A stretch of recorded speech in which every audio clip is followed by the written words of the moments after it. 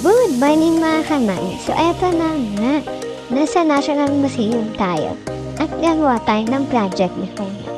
So habang gumawa tayo ng project, tara, tuklasin din natin kung ano ang meron sa National Museum. Char!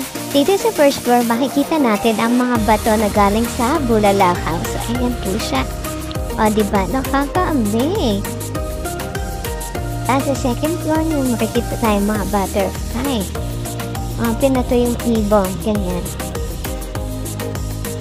So habang naglalakad kami, humihinto rin kami para magbasa.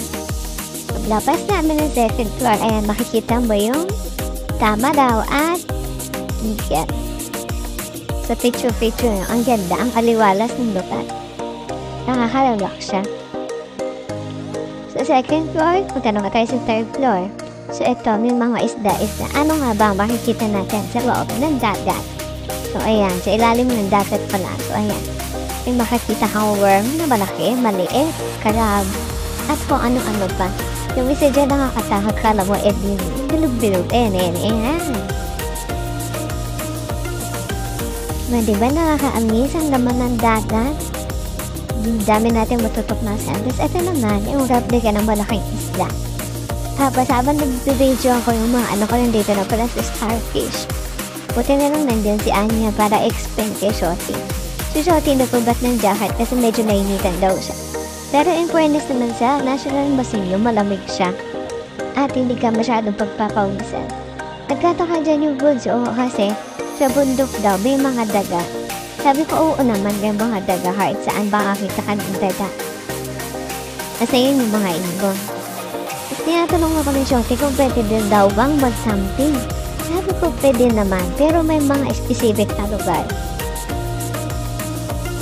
Tapos dito ay makikita ka. Diba? Pinato yung daga, ibon at ano pa. Pati makakakita ka. Minsan wala sa gubat, minsan nasa tapat mo na. Chars. Sa taong bundok. Diba? Ang ganda. May makikita ka dyan mga flower. Diba? Amazing. At ano nga ba ang makikita sa loob ng cave? Sabi ng anak ko. So ayan, may crowd.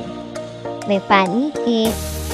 At may mga gagamba. Iba-iba nga lang ang size. May mahaba ang paa, may maliliit ang paa. Basta mamili ka ng meron din loob ng cave. Charot. Tapos punta naman tayo sa other side. So, dito naman sa side na ito, may kaya. Ayan. Tapos ito, kompleto ang casting ng gubat. Mga animal sa gubat na yan. At ito naman yung replica ni Doon. So, ang laki niya, diba? Imagine mo pag kinain ka niya, talagang busog siya na isang linggo.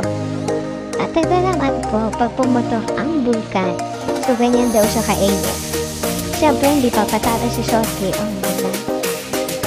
Ano nga bang pinagkakakitaan? So, siyempre, ang paghahanap ng gold. So, ayan, masisira ang alam ng bulldog natin. So, dapat tayong mga nanay, pati tayo sa pagpasyon sa ating mga anak. Punta na kayo sa National Museum.